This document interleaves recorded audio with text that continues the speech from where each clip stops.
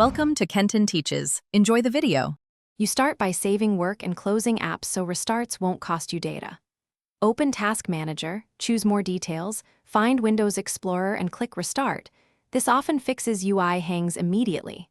Once done, press Win+R, type Services. MSC and hit Enter.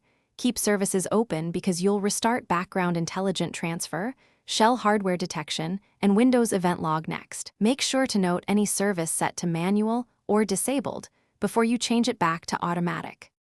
Now you repair deeper system components. Open an elevated PowerShell and run dism with /restorehealth so Windows can fetch and repair image issues.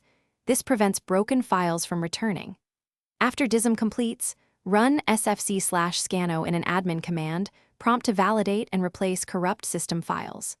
Once both finish, launch Elevated PowerShell and re-register Taskbar and start menu components with the built-in commands. These rebind UI elements so your Taskbar responds again. Make sure to reboot after these steps. Finish by confirming the fix. Sign back in and verify the Taskbar responds to clicks, context menus, and pinned icons. If issues persist, create a new local user account to rule out profile corruption. Log in there and check behavior. Also open Event Viewer to capture Explorer or Shell errors and note codes for targeted fixes. If none of this helps, use System, Restore, or perform an in-place upgrade repair using the Media Creation tool. That preserves files while repairing Windows. Thanks for watching. Please subscribe if this video was helpful.